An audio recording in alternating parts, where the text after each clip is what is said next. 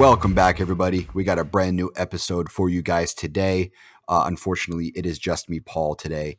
Me and Christoph's schedule did not align well this weekend coming up. I'll be gone all weekend from Saturday morning to pretty much Sunday night. So wanted to get this done early so that we can edit the video, we can edit the audio, all of that, and get it out for you guys as usual on Sunday. But unfortunately, our schedules during the week didn't really line up either for us to record another session.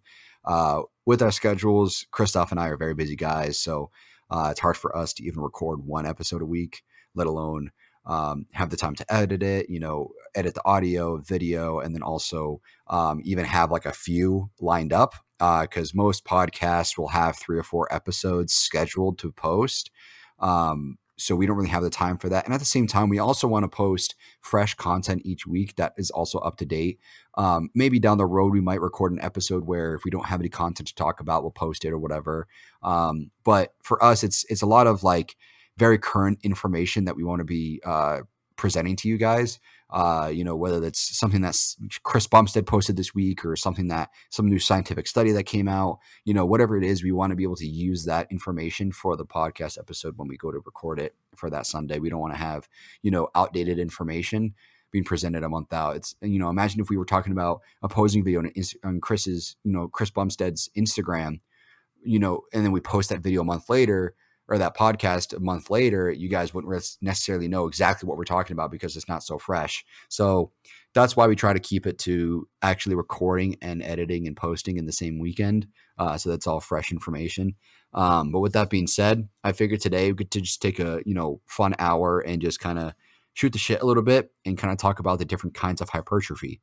And yes, I did say that, different kinds of hypertrophy. Something that Stoff and I talk about a lot is hypertrophy. It's in our damn name, Hall of Gains and Hypertrophy. But something that we also don't mention a lot is that there are multiple versions of hypertrophy. There's essentially 2 kinds: myofibrillar, however you want to say it, and sarcoplasmic.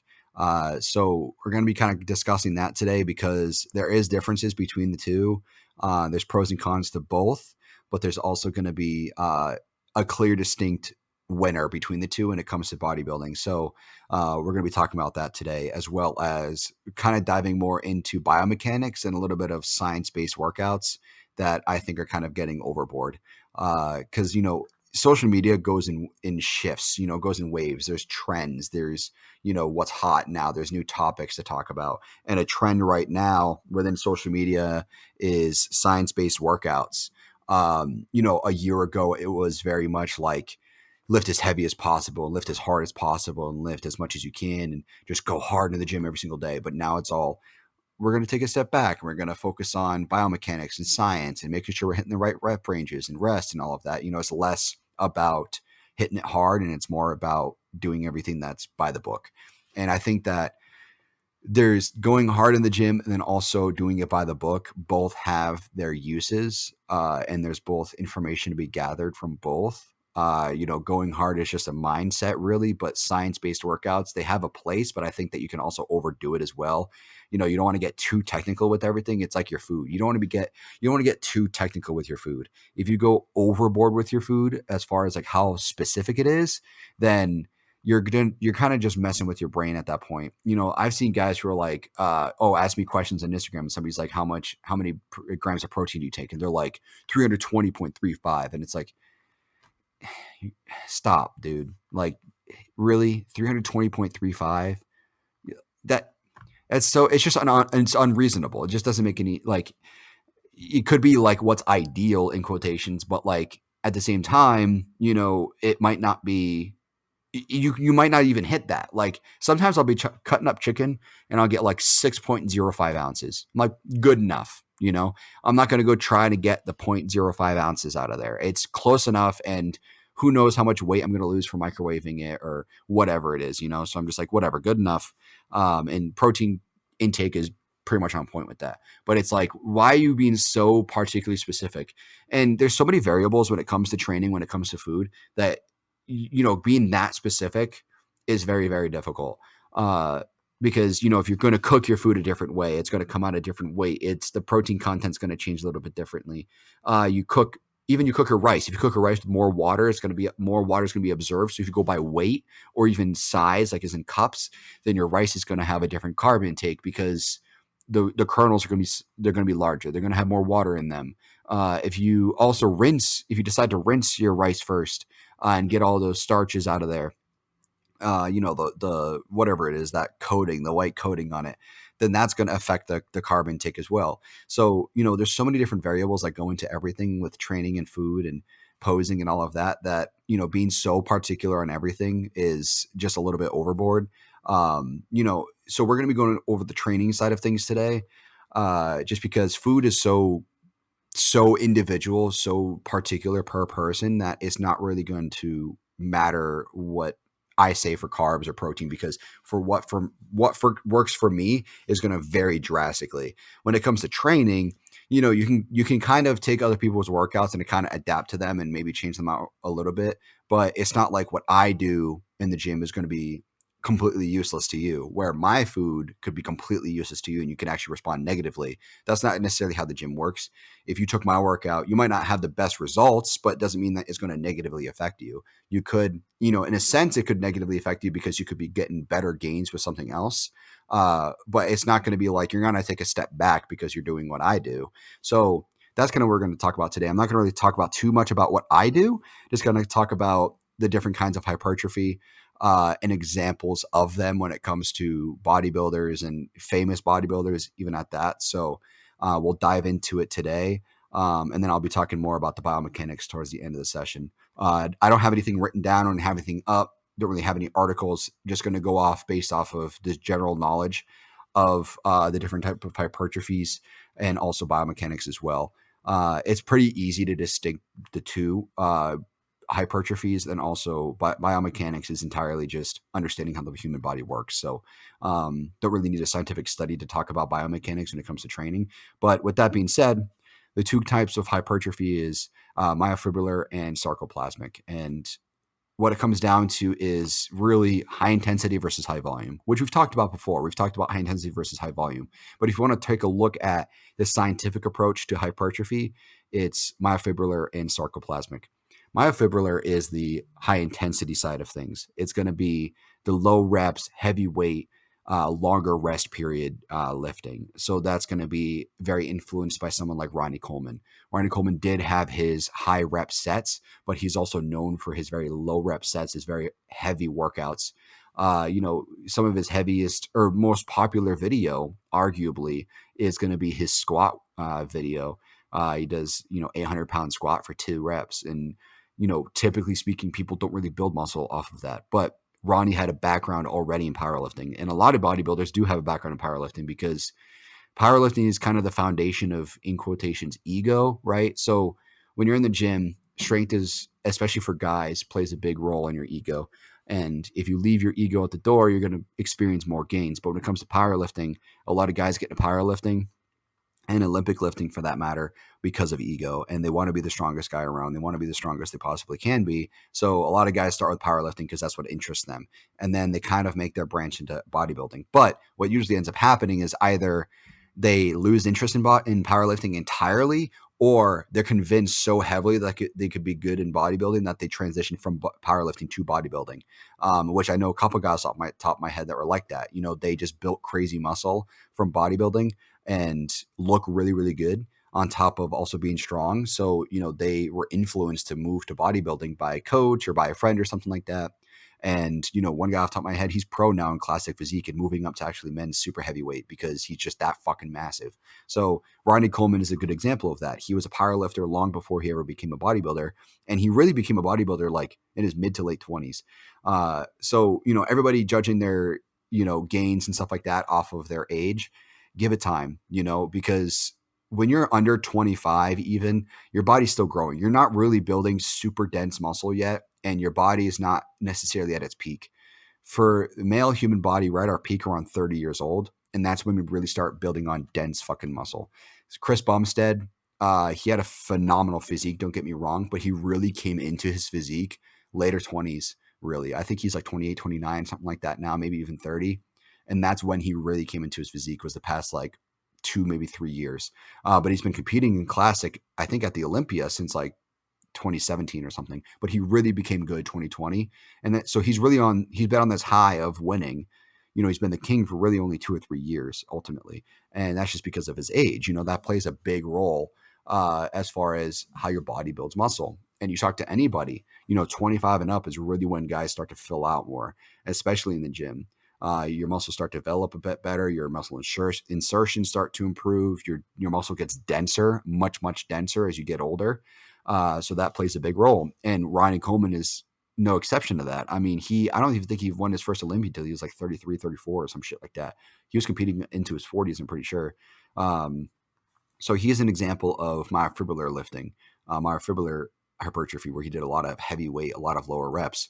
Sarcoplasmic is quite the opposite. It's very high reps, 8 to 14 reps, very short resting, a lot of sets, and lighter weight. And, good examples of that would be like Kai Green, Jay Cutler, Dorian Yates. Those guys all lifted very heavy. Like they lifted heavy, but they also lifted very high reps. And even Kai Green, his thing, Jay Cutler and Kai Green are very similar in the way they lifted. The only difference is the number of reps. So Jay Cutler, he was the kind of the foundation for what a lot of guys, especially older generations like Gen X, in their 40s, 30s even, the 3 sets of 10. That kind of started with Jay Cutler. It didn't start with him, but he kind of popularized it. And, the straight sets aren't ideal, but that's what worked for Jay Cutler. So that's what he kept doing. Kai does 3 sets of 20 reps for everything, which are also not in quotations ideal, but that's what works for him. So, he does a lot of reps, a lot of reps, but very lightweight for Kai. 20 reps on everything he does is fucking ludicrous. That's so many reps. And on top of that, he's doing that for each of his movements. So it's not like he does 20 on bench, let's say 225 for 20, and then he goes up to 315 and only does 15. No, he does 20 again. So muscle fatigue is very odd when it comes to straight sets because it kind of goes against the entire principle of muscle fatigue. That's why rep ranges are even a thing, is because you're based off the laws of thermodynamics. You should not be able to lift you should not be able to lift a heavier weight for the same number of reps if you went to failure on both sets, and especially if they're close together with little rest.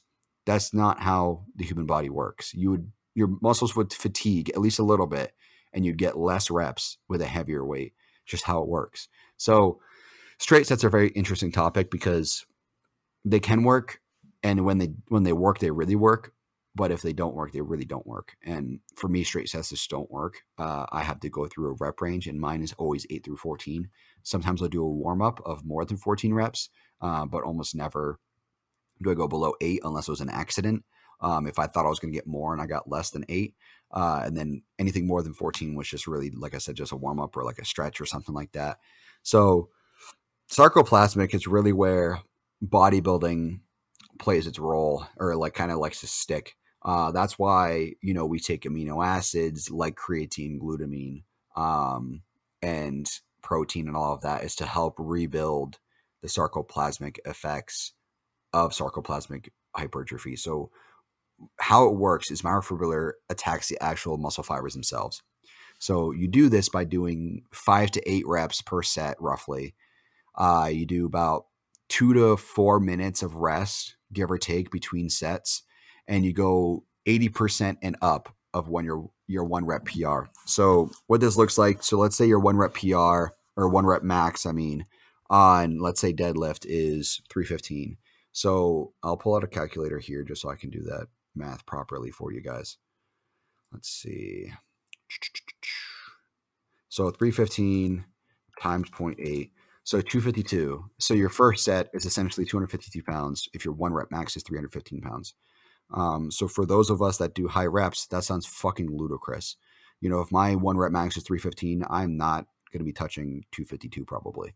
That's just really, really close to your 1 rep max. And if I'm going to be getting 8 reps, that might be my top set. 252 might be my top set. So myofibrillar kind of has a similar structure to powerlifting. As far as strength training goes, powerlifting goes under 5 reps. Typically you go from, 1 to 5 reps, and you have closer to 5 minute rest period. So more like 3 to 5 minute, maybe 4 to 6 minute, versus 2 to 4. So myofibrillar has a better place when it comes to muscle building than it does when it comes to powerlifting. In my opinion, I think that you can, especially if you stick to the closer side of like 2 minutes for rest and go closer to 8 reps, like 6 to 8 reps, maybe you're going to have better results in muscle building most likely than you would in actual strength training. So the way it's structured typically, so with powerlifting, they do mainly the 3 main movements, which would be deadlift, squat, bench. That's what they focus on. And the way they do it is they say, let's say you start at 75 or 80% your 1 rep max. You then go up by 5%. You go 80, 85, then you go 90, then 95, then you go like 98, 99, then 100% your 1 rep max. And then from there, you adjust your reps accordingly. Your 75 or 80% 1 rep max might be like 5 reps. And then you go like 80 or 85%, you go like 4 or 5 reps, and then you go on and so forth up until 99% and 100%, where you really just like do 1 rep. And then depending on how you respond to those reps is whether or not you're going to go for a PR. And then when you do a PR and you increase your PR, you adjust your weight accordingly. So let's say you have, your 1 rep max was 315.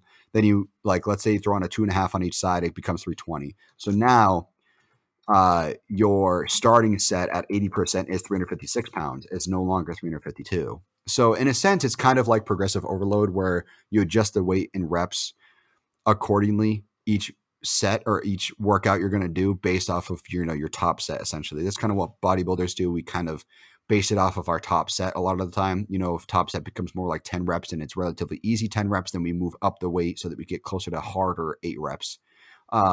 Powerlifters kind of do the same thing. If they're able to get a higher PR, then everything else is hypothetically easier. So then they move up the weight. You just keep moving it up, and you keep increasing your PR over time. It's small increments, but in the long run, that really adds up. Let's say you're adding that 5 pounds to your PR every week for a year. That's 250 pounds you're adding to your bench per year. That wouldn't really actually happen. Even if you're on anabolics, I almost guarantee that's not going to happen. And if that does happen, you're a freak of fucking nature, or you're starting out with a really light weight. I could see someone going from 135 to 315 for 1 rep max in a year, especially with anabolics. I can definitely see that happening. But 315 to fucking like over 500 pounds, almost 600 pounds, I don't see that happening. So if you do, you're a freak of nature and you're probably Larry Wheels. So with that being said, myofibrillar, how that works is similar structure to powerlifting, but they don't just do the 3 key movements. They'd have like a back day and a chest day and a leg day, stuff like that. And they would have a similar structure to the workouts when hitting those movements, 5 to 8 reps, they might do like 4 or 5 sets, but it's based off the percentage of their PR. It might be like 80, 85, 90, and then maybe 95% for their reps, whatever keeps them in that range of 5 to 8 reps. And then, timing the rest 2 to 4 minutes. It might depend based off of, the size of the muscle group that they're hitting. Chest might be a lower rest period than back. Shoulders might be like 2 minutes, or legs is closer to 4 minutes. I'm really not someone who's versed in myofibrillar just because I don't see the value in it personally when it comes to muscle building. I think that sarcoplasmic has been proven time and time again to be much more effective. But where myofibrillar really takes place is for those, like I said, that have powerlifting experience and built a lot of muscle based off powerlifting. But also, this is going to be a term that we've talked about before that I think is fucking insane. Is one sec. Yeah, I'm from Massachusetts, so I got my Duncans here. So don't mind me. Is power builders. That bullshit. So those guys who think that they can powerlift and be strong, but also look good at the same time and do both at the same time. I think if you really want to be effective at either one, either strength or looks, you got to focus on it. It's like saying, like you're like a kid, like, I'm going to learn how to write with both my right and left hand at the exact same time. And then all of a sudden your handwriting is shit on both hands rather than having it good on one hand. What's the point of being okay at 2 things if you could be amazing at one thing? So that's just my opinion. If you want to power build and that's what makes you happy, by all means do it. It's just, to me, I don't see the point. If you're not going to be the strongest guy in the room, you're not going to be the best looking guy in the room. What's the point?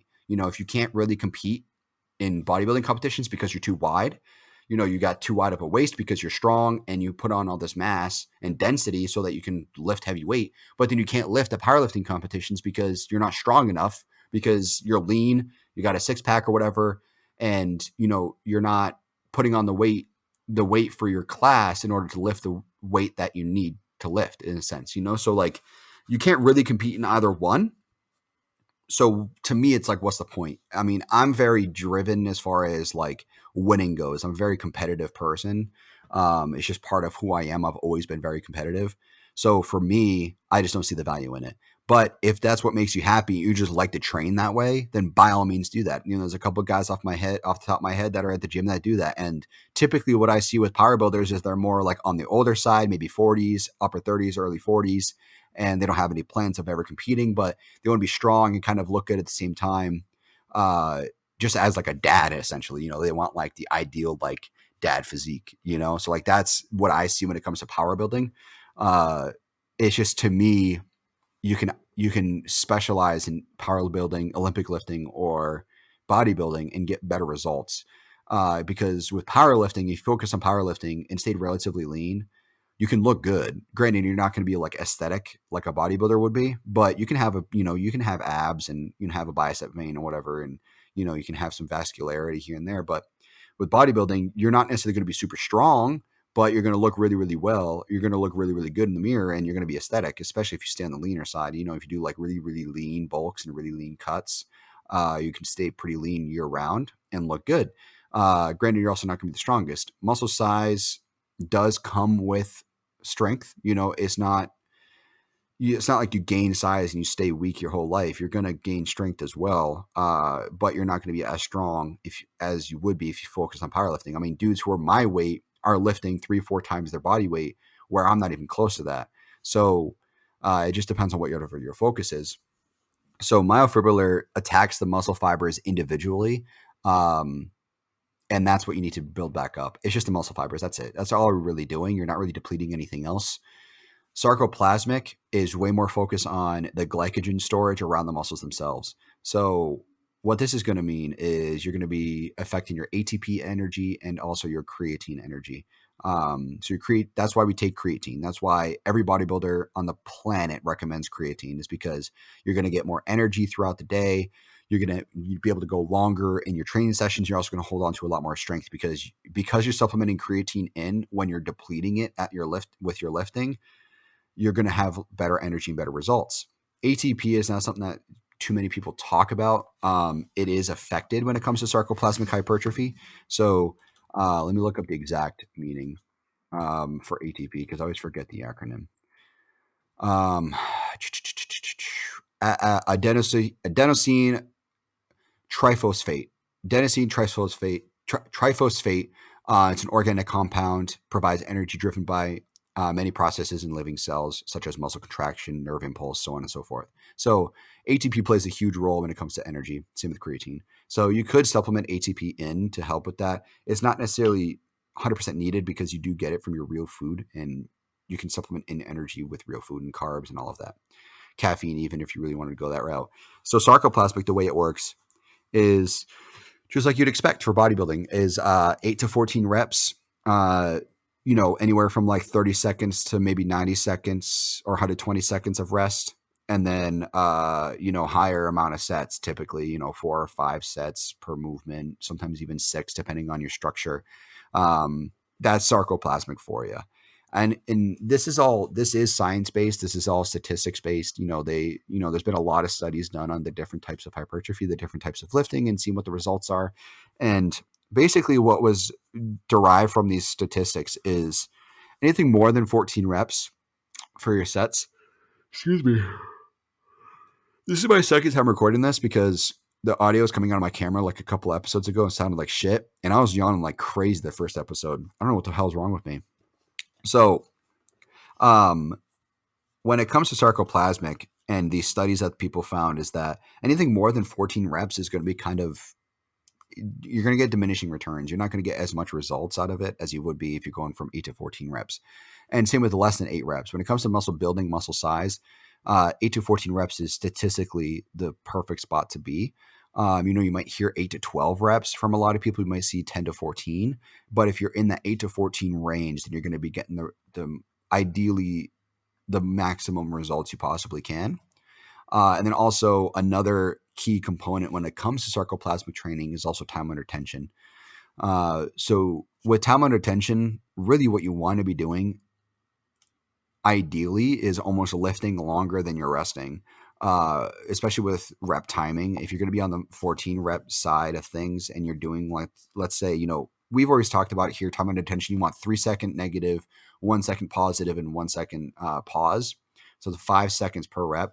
So if you're doing 14 reps, hypothetically speaking, you should be hitting around like 70 seconds for your lift. And then let's say you rest for 45 seconds, you're lifting longer than you're actually resting. So that's kind of what sarcoplasmic is. It's very depleting on the system. And that's why it's very, very hard to do sarcoplasmic training. It's something you have to adapt to, just like powerlifting. I mean, powerlifting is very, very hard. It's very depleting because it's explosive energy.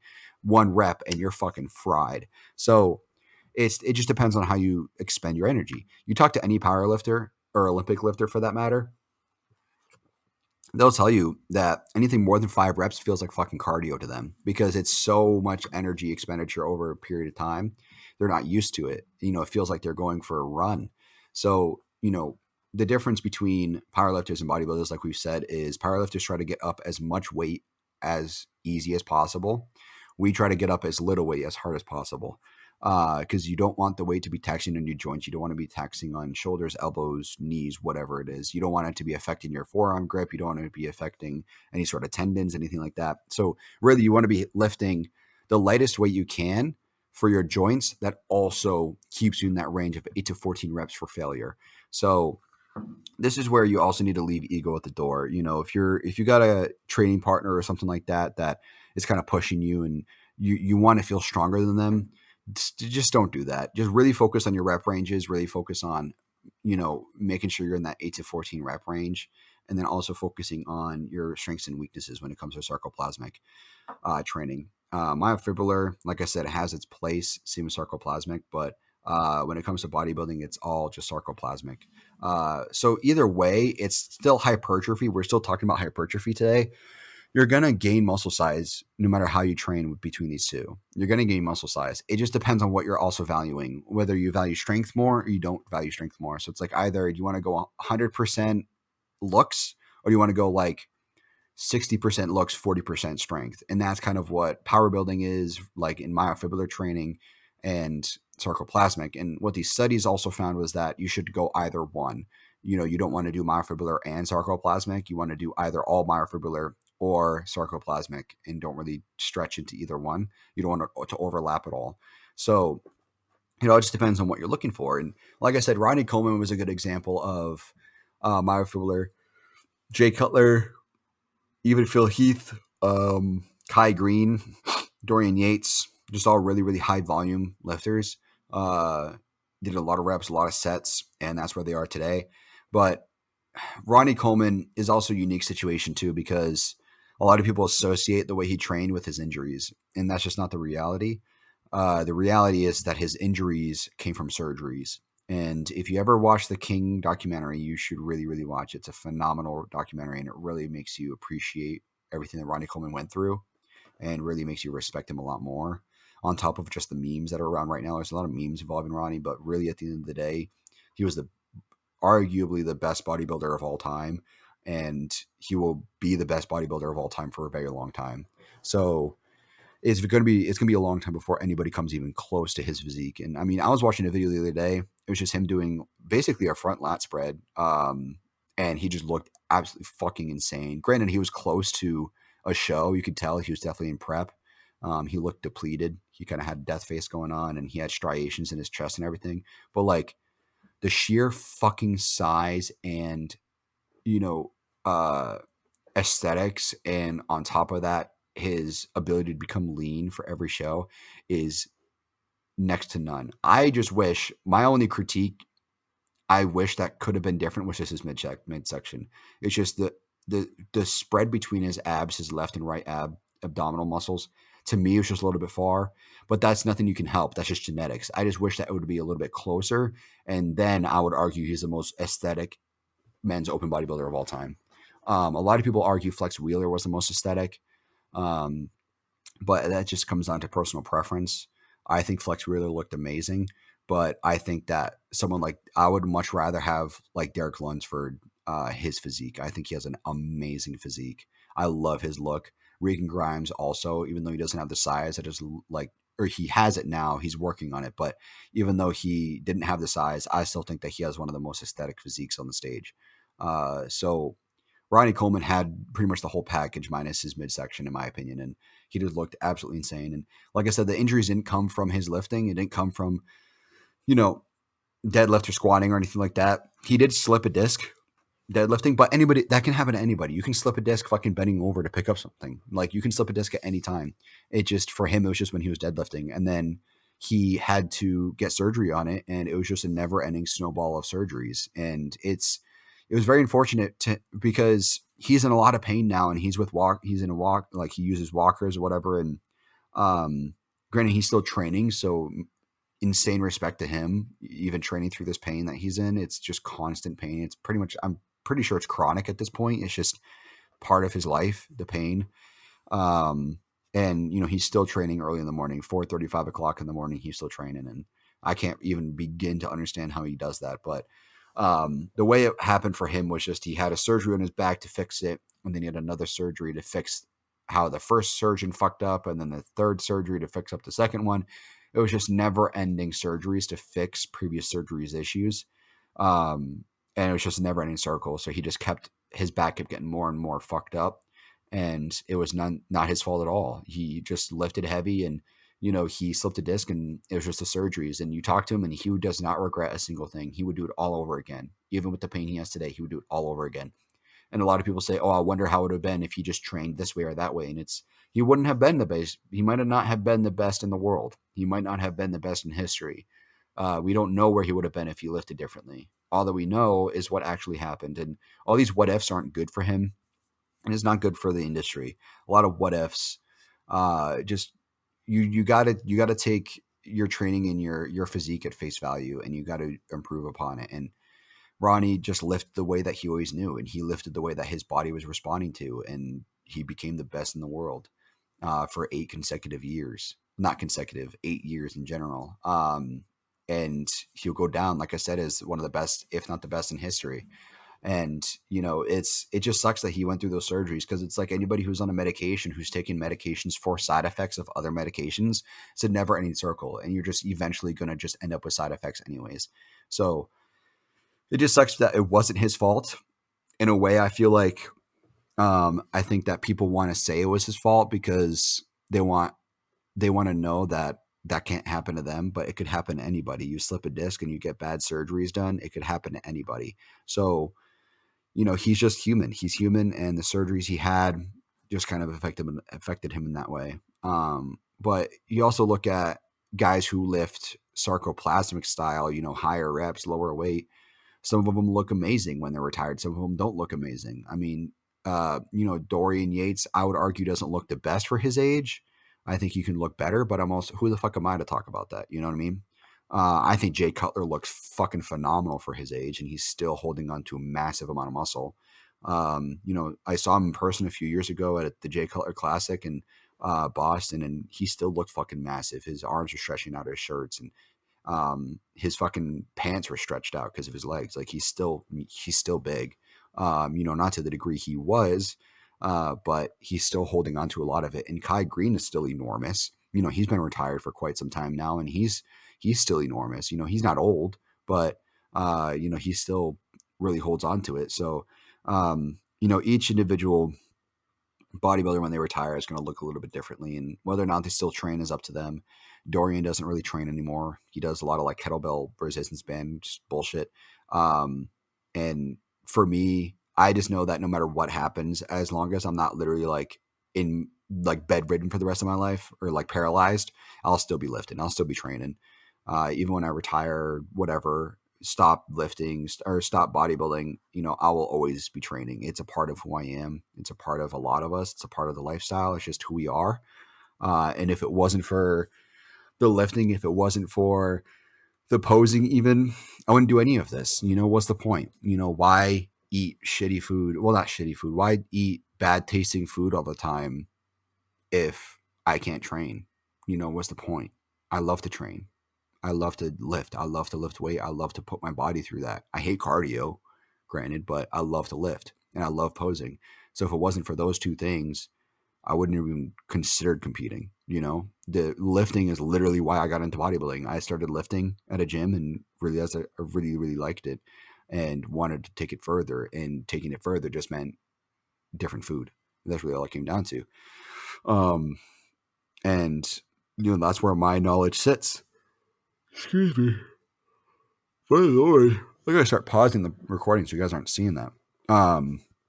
So that's where my knowledge sits. It doesn't really sit with food. It doesn't, I have surface knowledge of both food and drugs. It's really just anecdotal stuff, honestly, rather than like actual true knowledge. I mean, you can truly take years and years to learn how to write a meal plan for someone. I mean, you can get your bachelor's, even probably I think you can get your master's in nutrition, in your doctorate, I'm pretty sure, in nutritionists. So you can study as long as you want on food and never learn everything about it. When it comes to bodybuilding too, I mean, a lot of when it comes to bodybuilding and being a bodybuilding coach comes from experience. So like if you're going to be working with a coach for bodybuilding or powerlifting, lifestyle, whatever it is, you need to have either lived, whatever they're teaching you, or be currently in it right now. Because if they're not, then what the fuck are they talking about? If they've never competed before, then how would they possibly know what a prep is? Unless they've been involved in the industry for so long. If you're like, okay, for instance, I watch a lot of racing, so I can tell you what a racing line is and why this racer is better than the other and stuff like that. But I can't tell you how to drive the car. But if you've been watching racing, or like, let's say you're in the paddock with the actual racers for 20 years, you can probably teach a racer how to race, even though you've never raced that car before. So, granted, that is the exception here. I think, the exception kind of like that is like Chris Aceto. He's been a bodybuilding coach for the longest time, but nobody's ever talked about his competitive career. I'm not even sure if he's ever competed. But he's had like Ronnie Coleman, I'm pretty sure Ronnie Coleman's nutritionist and meal plan guy. So even though he's never, from my knowledge, competed, doesn't necessarily mean he doesn't have the expertise to write these programs for people. So that's a rare exception though. Most bodybuilding coaches should have at least competed before, ideally have gone pro, and also have had other pros under their belt for coaching in order for you to be comfortable with them, because it is harder to coach up an amateur than it is to coach up a pro. So with that being said, the meals, the food and all of that takes a lot more knowledge than training does. Training is not as much knowledge, but that's what we're kind of hoping this podcast is able to do for you, is to give you the knowledge necessary to write your own plans, to do your own training. I've been doing my own training for years now. And, I'll send my weights and stuff like that to my coach every day. And I'll send, hey, what do you think of this? Is this working? Or like, do you think I should change something out? What do you think? And, he'll give me the green light, but 99.9% of the time, he never changes anything about my workouts. They're always approved by him. They're always good to him. And that's just from my own knowledge. So, I can write training programs all day long. So that's what I'm kind of hoping this podcast is able to do for you guys is, me and Christoph are able to provide you guys knowledge that we've both experienced, anecdotal kind of stuff, stuff that we've learned, so that way you guys can apply that to your own selves, without needing necessarily a coach to write that for you. The food side of things, we can talk about it. We can get basic knowledge, but it's not something that we can necessarily say, this is going to work, this isn't going to work, because, we're not experts in that field. And I would never be able to pretend that I am. I can write a basic meal plan. Like if my wife wanted to, have me write a meal plan for her, I can write a meal plan for her to be healthy, but it's not like I'm going to be dissecting, all of her hormone levels and, how she's training or doing X, Y, and Z, because I don't have the expertise with that. But knowing, what she eats on a regular basis, knowing her general life. I could be like, yeah, so eat this and this and this and this and stay away from this and stuff like that. That's going to help you get to wherever you want to go with whatever it is. So that's what I can do. But I would never charge someone for that because I don't have the expertise to be like, yeah, my knowledge is worth money, especially with food. With training, maybe, especially when it comes to training in person. But that's where personal training comes into play. I could definitely be a personal trainer. Personally, I don't have my certification, and I'm not really pushing to get it. It's just, to me, it's like the experience is a lot more valuable than the actual certification. And there's plenty of personal trainers who have certifications that I question what the fuck they're doing. Like, just because you read out of a textbook doesn't necessarily mean you know how to train someone. And the best trainers, or the best lifters and the best trainers I've ever met, have never gotten certified. They've been training people for 10 plus years and they've never gotten certified. And it's just, they don't have any value in it. They don't find the value. They've already built up a clientele base, and they have the expertise in it just from their own experience. So that's kind of where my experience lies. Christoph is really on the cusp of learning all of that, which is great to see. It's great to see him learning. It's great to see him progressing, and kind of, blossoming essentially into the bodybuilder he's becoming. Because, him and I have known each other for a very long time, and we've known each other before either of us even lifted. And to kind of see him getting into it the past couple of years and starting to progress and really progress, and you can see it unfold, and which is cool to see. It's not often you get to see that. So with that being said, we got about 20 minutes left. I want to get into biomechanics and science-based training. So obviously we talked about myofibrillar and sarcoplasmic training styles for hypertrophy. That is a science-based, statistically based form of training, but that's not to say what movements you can and can't do. And this is what I'm talking about when it comes to biomechanics and science-based training. When I say science-based, I mean what actual movements you're doing. So biomechanics, especially recently, have really gotten out of hand. There's, some really good influencers out there that promote biomechanics, but there's also a lot of influencers that promote it way too far, and to the point where it's like Athlete X is an example of this. I don't like Athlete X personally. I liked him in the beginning when he really started out, but he's been around for so long. He's contradicted himself so many times. Oh, this is good for this. This is actually bad now, but it's actually good again. But then it's bad. It's like you put out this content about different ways to lift for so long. Eventually, you get to the point where you start contradicting yourself, and that's my problem with it. It's like, if you're gonna believe in something, you're gonna read these scientific studies based off of whether or not tricep rope pushdowns are good for your elbows or something, for instance. Your conclusion is going to be derived from these scientific studies. And when it comes to the human body, especially when it comes to like joints and actual movements, not like hormonal reactions to things, like actual moving the body, almost never will things change. Like, skull crushers being harder on your elbows, that's a fact. That is black and white. That's not going to change one day. It's not going to be like, oh, all of a sudden the human body can now handle skull crushers with their elbows. No, it's always going to be kind of hard on your elbows. It's never going to change. So to be like, oh, upright rows are bad for your wrists and elbows, but then like a year later be like, oh, it's the best delt exercise you could do, you should do it more. Like, it just, to me, that's what's annoying. And all of these guys are like, oh, this is what's biomechanically ideal. And it's like the fucking wonkiest movement ever. You're getting into the cable machine, you're all twisted and sideways, and you like do this shit. And like, it's stupid, because it's like, dude, you're now compromising like other joints just to optimize your triceps. Like, it just, to me, it's kind of backwards thinking a little bit. And you're trashing on, like, a lot of these guys are trashing on the most used movements ever. Like tricep row pushdowns. They're like, oh, it's not ideal for your triceps because X, Y, and Z. And it's like, okay, tell that to every single fucking Mr. Olympia who's ever used them, which is all of them. Like, every single bodybuilder has used rope pushdowns to build their triceps, and all of them will say it's one of the best movements you can do. So where are you getting in your information as far as bodybuilding goes that it's bad for you? Like, yeah, it might be bad on your wrists or something like that, but it's not to the point where like you're going to need surgery. Like, bench press is so much more dangerous than something like tricep row pushdowns.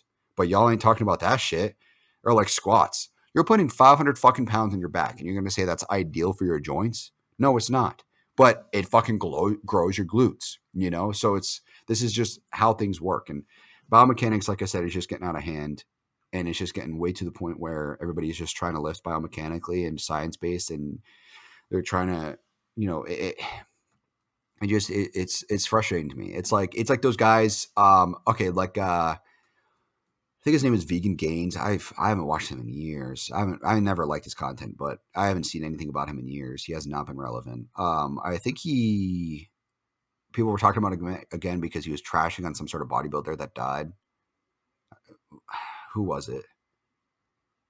Was it George Peterson? I forget who it was. He tried to become relevant again by trashing on some bodybuilders for some bullshit reasons. Like, oh, if you eat, because you're eating animal meat and you're not eating vegan food and blah, blah, blah.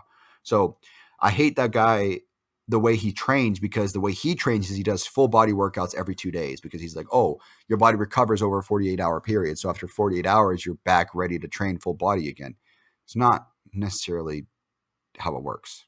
Yeah, it takes 48 hours hypothetically for your muscles to recover, but it doesn't necessarily mean you're going to be getting effective workouts by doing full body workouts every single time you work out. You're not going to be hitting every single muscle head. You're not going to be hitting all the fibers. You're not going to be hitting, anything you need to be working on extra. It's not like I can hit my short, long of my biceps, triceps, every single delt head, all 3 delt heads, my sternal head of my pec, my clavicle head, all the different muscles in your back, your rhomboids, your teres major minor, your lats. You're also going to be hitting your glutes, all 3 heads in your quads, 2 heads in your hams, your calves, your forearms. You're going to be hitting all of that in one workout. Dude, you'd be there for like 6 fucking hours, and you're going to get you're going to get very bad return on your time as far as return on investment. It's just not worth the time. And you're going to be wasting your energy, and you're not going to have any energy towards like not even halfway done. So that's not an effective way of lifting. And giving your body a week to recover from something is generally pretty good. I do 2 arm days because I'm able to space them out by like 4 days roughly each. But like chest or back, giving my back a whole week to recover, or my legs a whole week to recover, is generally much more effective than going 1 day, then 2 days later, then 2 days later, and so on and so forth. Especially with legs. I mean, I'm sore sometimes for like 4 days. So why would I go back to the gym on my second day when I'm still sore? And it's usually the worst day of soreness is 2 days after, and lift again. It's just kind of backwards thinking. And, I know that's not as common as it is anymore, but this is where biomechanics is kind of going. It's kind of going like in the extreme side of things. And, people are starting to try to lift as biomechanically as possible. And, it's first learn form, guys, learn the proper weights, and then kind of go from there. Lift whatever is healthy for you. Don't lift something that's too taxing to your shoulders. And if it is too taxing, then stop. If your shoulder's killing you, stop lifting, or just stop doing anything that's going to be taxing on that shoulder, because you're just going to injure yourself. That happened to me the other day. I was doing chest day, and my shoulders were killing me. So I fucking stopped, because what's the point? Why would I risk an injury doing more chest workouts or doing more chest movements when I could just stop, call it a day, and recover my shoulder? So it's just not worth it. And biomechanics, just because it's ideal for X, Y, and Z doesn't necessarily mean you're going to be building the most off of it. I think that you should base it off of, we've always said this, base it off of your results. If this is what's going to be, if you're resulting in something good from X movement, then keep doing that. Just because it's not, X movement isn't best biomechanically doesn't mean Y movement is going to result in any more better muscles, really. So do whatever your body responds to the best. And that's really the message of this entire session today, is just do what your body does best. Take influence from certain things like sarcoplasmic hypertrophy, take influence from that, see results from that, and then kind of go from there. Kai Green didn't result the best from it, so he did 20 reps for however many sets and got much better results. So just keep doing that, and just base it off of how your body responds, and you'll go a long way that way. You don't have to do it a certain way just because somebody said that that's what's ideal. You might be influenced by them. Okay, maybe I'll give this a try. That's what I've done. Oh, I'll give this a try, see how it goes. I tried it once. It's not for me. Moving on, doing something else.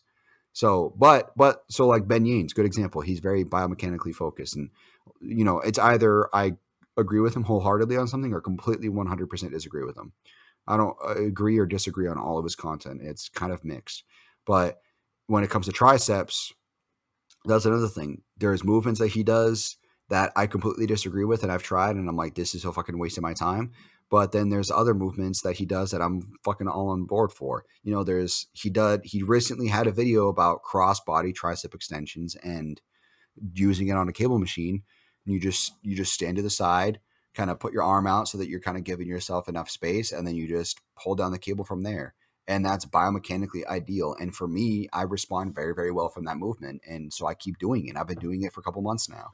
And he did just post this video about it, but I've been doing that movement for a couple months, and I'll keep doing it, you know, just because I know I'm getting good results from it. So why would you do something that doesn't give you good results just because somebody says that it gives them good results? You wouldn't. So don't do it that way because of somebody else. But with that being said, I know it's a little short of an hour, but I think I'm going to cut the session down to about 50 minutes. If you guys have any questions or anything, please email us. We're still trying to figure out the issues with the HGH at hghcast.com. But in the meantime, hghpodcast1@gmail.com is our current email. You can also leave comments on our website, which is hghcast.com. So leave comments on there, on there as well. We got our YouTube up now, Hall of Gains and Hypertrophy podcast on YouTube, which we might trim down the name of that. Actually, it's a pretty long name. We might trim that down, but we're going to be having all of our podcast sessions on YouTube as well. So go on there, leave likes, comments, subscribe, all of that. You know, we do this for fun. Me and Christoph do this for fun. Whether or not you guys want to listen to it is up to you, and we hope that you guys can pull some knowledge from this. We just like to have an outlet. We just like to be able to talk about anything new we've learned, you know, have different topics to talk about, because it's not many people that we do get to talk about this stuff with, especially for 2 hours straight. So, you know, this is something that's very good for us. Me and Christoph are very extroverted.